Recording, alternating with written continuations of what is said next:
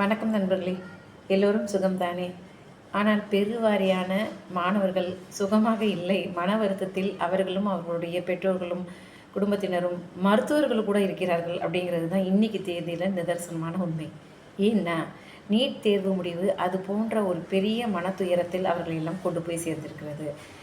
ஒரு கல்லூரி பருவத்தை நெருங்கி கொண்டிருக்கும் குழந்தைகளின் தாய் என்ற முறையில் எனக்கு இந்த செய்திங்கிறது மிகப்பெரிய வருத்தத்தை, மனக்கவலையை தான் அளிக்குது அப்படின்னு சொல்லணும். ஏன்னா அந்த நீட் தேர்வு முறை கொண்டு வந்த ஆரம்பத்திலிருந்தே நம்முடைய தமிழ்நாட்டில் கடுமையான எதிர்ப்பு குரல்கள் தான் வந்து கொண்டிருந்தன. அதுவும் நிறைய பிஞ்சு குழந்தைகளை நாம் இழந்திருக்கிறோம்.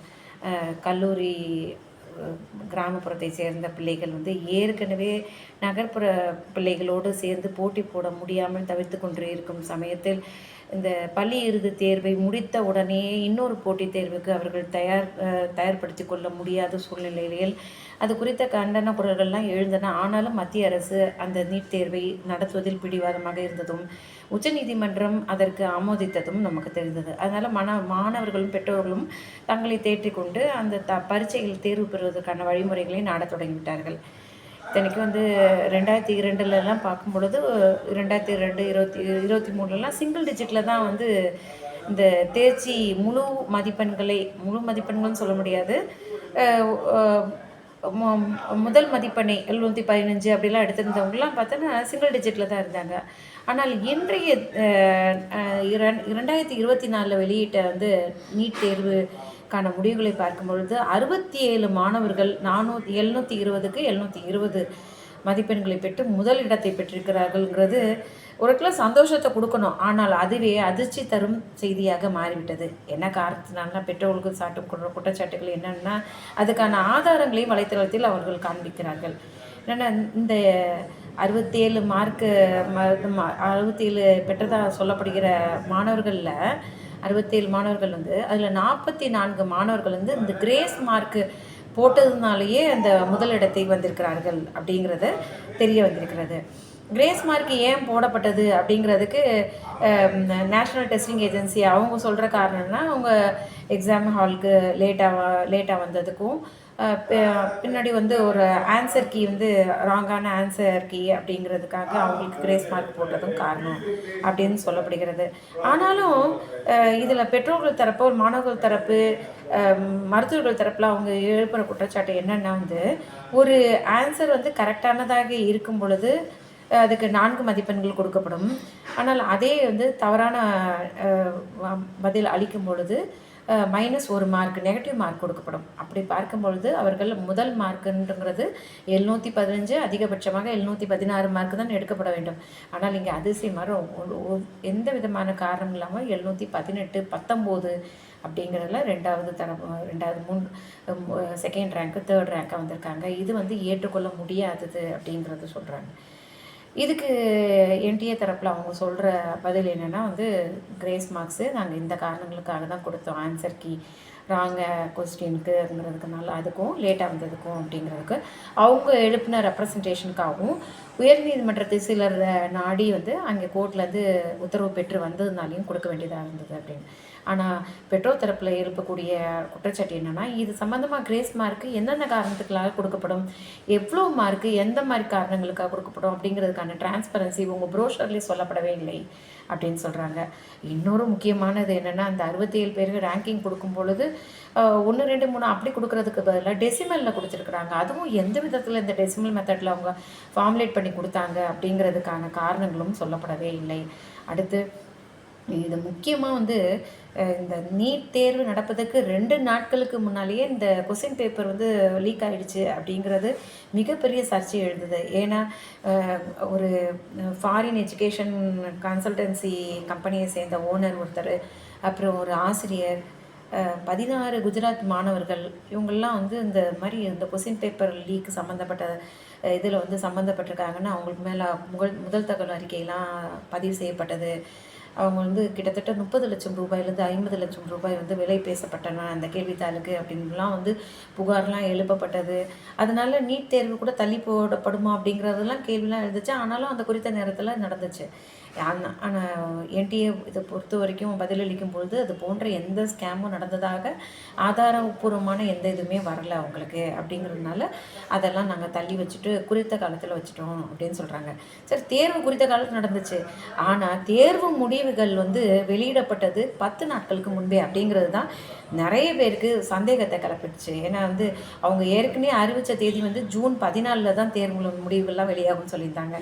ஜூன் 4 நம்ம பார்லிமெண்ட் எலெக்ஷனோட முடிவுகள்லாம் வெளியிட்டிருக்கிற அந்த நேரத்தில் இங்கே அவசரமாக தேர்வு முடிவுகளை வந்து வெளியிட்டதே இந்த ஸ்கேமை மறைக்கிறதுக்கு தான் அப்படிங்கிற குற்றச்சாட்டு பலமாக எழுந்திருக்கிறது. ஏன்னா இந்த மாதிரி ஒரு தேவையில்லாமல் ஹரிடாக வர்றதுனால தான் இவ்வளோ இந்த ஸ்கேமை மறைக்கிறதுக்கு தான் அவங்க வந்து வேகமாக கொண்டு வந்தாங்க. அப்போ தான் வந்து இந்த எலெக்ஷனோட ரிசல்ட் வெளியிடுற அந்த இதில் மீடியா ரிப்போர்ட்ஸ்லாம் அதில் கான்சன்ட்ரேட் பண்ணிட்டு இருக்கும் பொழுது இதெல்லாம் அமைங்கி போயிடும் அப்படின்னு அவங்க சொல்கிறதுலேயும் ஓரளவு நம்பக்கூடியதாக தான் இருக்கிறது. ஏன்னா வந்து 10 நாள் முன்னாடி வந்து அவங்க வெளியிட்டதற்கு எந்த ஏற்றுக்கொள்ள தகுந்த காரணங்கள் எதையும் என்டிஏ வெளியிடவே இல்லை. அடுத்தது அவங்க எப்போவுமே வந்து அவங்க ஆன்சரிங் வந்து அந்த எவால்வேட் பண்ணுறச்ச அவங்க சொல்லக்கூடிய காரணங்கள் எவால்வேட் பண்ணுறச்ச ஒரே மாதிரி மார்க் எடுக்கிறவங்களுக்கு நாங்கள் எப்படி ரேங்கிங் கொடுப்போன்னா அந்த பயாலஜி, கெமிஸ்ட்ரி, ஃபிசிக்ஸு அப்படிங்கிறதுல ப்ரியாரிட்டி கொடுத்து அதுக்கப்புறம் நெகட்டிவ் மார்க்ஸு கம்மியாக எடுத்தவங்களுக்கு அப்படிங்கிறதுலாம் ரேங்கிங் கொடுப்போம் அப்படின்னு. ஆனால் இந்த தடவை முதல் தடவையாக அந்த அப்ளிகண்ட்டோட அப்ளிகேஷன் நம்பரை வச்சு ப்ரியாரிட்டி கொடுப்பேன்றாங்க. இது சயின்டிஃபிக்காக ஏற்றுக்கொள்ளக்கூடிய காரணமாக தெரியவில்லை. இது வந்து பெருத்த விவாதத்துக்கு கொடுக்கக்கூடிய இதுவாக இருக்குது. இந்த சர்ச்சைகள்லாம் இருக்கும் பொழுது ரீடெஸ்ட்லாம் அவங்க நடத்துவாங்களா, எக்ஸாம் நடத்துவாங்களா அப்படிங்கிறதுக்கு சமீபத்தில் என்டிஏ வந்து அந்த மாதிரி அனுப்புறதுக்கான ரீடெஸ்ட் கண்டக்ட் பண்ணுறதுக்கான எதுவுமே சொல்லவே இல்லை. அப்படி நடத்தக்கூடிய சாத்தியக்கூறுகள் பற்றி எதுவும் சொல்லாமல் அவங்க கிரேஸ் மார்க்கு கொடுக்கப்பட்ட இதுலேயும் அந்த சம்மந்தப்பட்ட சென்டர்ஸில் வந்து நாங்கள் சிசிடிவி ஃபுட்டேஜ்லாம் வாங்கி பார்த்தப்ப அங்கே எதுவும் ஸ்கேமோ சந்தேகப்பட முடியாத சம்பவங்கள் எதுவும் நடந்த மாதிரி தெரியல அப்படின்னு சொல்லிட்டாங்க. இன்னொன்று அதிமுக்கியமான குற்றச்சாட்டு பெற்றோர்கள் தரப்புலையும் மருத்துவ தரப்புலையும் எழுப்பக்கூடியது, மாணவர்கள் தரப்புலையும் எழுப்பக்கூடியது என்னென்னா, இதில் 6 மார்க் இந்த முதல் இடத்தை பிடித்த 67 மாணவர்களில் ஒரு 8 பேர் வந்து ஒரே சென்டரை சேர்ந்தவங்க. ஹரியானாவில் ஒரே சென்டரில், அது ரோல் நம்பர் வேறு ரொம்ப ரொம்ப பக்கத்தில் இருக்குது. அதுக்கும் எந்த விதமான தகுந்த நம்பக்கூடிய ஒரு விளக்கத்தை என்டிஏ இது வரைக்கும் கொடுக்கவே இல்லை. இந்த சர்ச்சைகள் ஒரு புறம் இந்த சர்ச்சைகள் ஒரு புறம் இருக்கும் பொழுது இன்றைக்கு கல்கத்தா உயர்நீதிமன்றத்தில் இந்த நீட் தேர்வுக்கான ஸ்டே ஆர்டர் வழங்கப்பட்டது அப்படின்னு நெட்டிசன்ஸ்லாம் வந்து பரபரப்பை கிளப்பிட்டு இருந்தாங்க.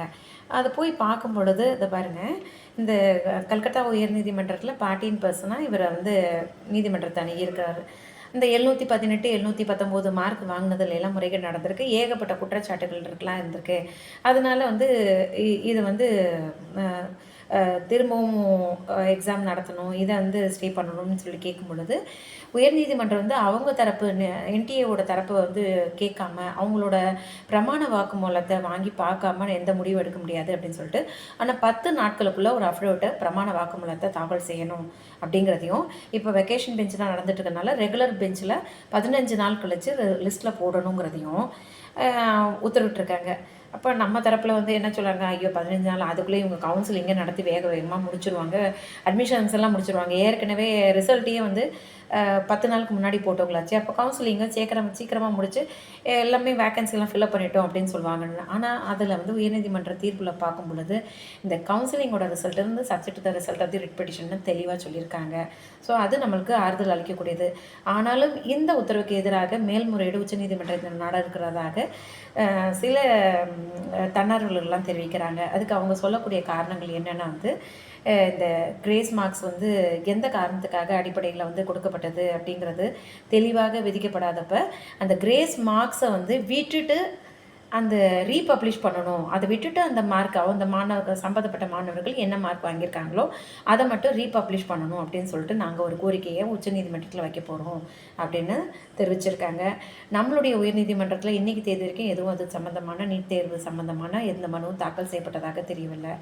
நம்ம தமிழகத்தை பொறுத்த வரைக்கும் நாம் இன்றைக்கி தேதியில் 40 எம்பிக்களை வந்து பார்லிமெண்ட்டுக்கு அனுப்பியிருக்கோம்.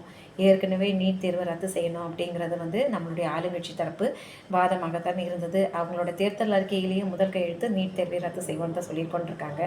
40 எம்பிக்கள் போகும்பொழுது வருங்காலங்களில் அதுக்குண்டான அந்த ரத்து செய்வதற்கான இதில் வந்து முன்னோக்கி அவர்கள்லாம் வந்து முன்னேற்பார்கள் அப்படின்னு நம்புவோம். இன்றைக்கி தேதியில் உச்சநீதிமன்றத்தின் தீர்ப்பை தான் நம்ம நாடி இருக்கோம். இந்த மாதிரி வந்து நீட் தேர்வில் இவ்வளோ பெரிய குளறுபடி ஏற்பட்டிருக்குது அப்படின்னு வெளியே நம்பகத்தகுந்த மாதிரி ப்ரிமாஃபேசி எவிடன்ஸ் இருக்கும் பொழுது சம்மந்தப்பட்ட மாணவர்களிடையே அந்த பெற்றோர்களிடையே வந்து மிகுந்த மனச்சோர்வை ஏற்படுத்தியிருக்கிறது அப்படிங்கிறது தான் சொல்லணும். ஏன்னா வந்து ஒரு மார்க்கு அப்படிங்கிறது ஒரு மாற்றம் ஏற்பட்டாலே வந்து கிட்டத்தட்ட 1000 ரேங்க்கு பின்தங்கியிருக்கும் அப்படிங்கிறச்ச இன்றைக்கி தேதியில் போன வருஷத்தை விட இன்றைக்கி தேதியில் கட் ஆஃப் மார்க்கும் அதிகமாக இருக்கும். போன வருஷம் வந்து வாங்கின இதில் வந்து கவர்மெண்ட் காலேஜில் சீட் கிடச்சவங்களுக்கு இன்றைக்கி ப்ரைவேட் மெடிக்கல் காலேஜில் கூட சீட் கிடைக்குமா அப்படிங்கிற சந்தேகம் எழுந்துக்கிற அளவுக்கு இருக்கும் பொழுது இந்த இன்னைக்கு ஒரு சிறுவன் வந்து 9ஆம் மாடியிலேருந்து குதித்து தன்னுடைய உயிரை மாய்த்துக்கிட்டான் அப்படின்னுங்கிற செய்தியை வேற படிக்கும் பொழுது இந்த அளவுக்கு குழந்தைகளோட எதிர்காலத்தை உயிரை வந்து பணையம் வைக்கக்கூடியதாக இந்த நீட் தேர்வு இருக்கும் பொழுது நம்மளுடைய உயர்நீதிமன்றங்கள் உச்சநீதிமன்றமும் இது சம்மந்தமான நல்ல தீர்ப்பை வழங்கும் அப்படிங்கிறத நம்ம நிச்சயமாக நம்புவோம். மீண்டும் இன்னொரு பதிவில் உங்களை சந்திக்கிறேன். நன்றி, வணக்கம்.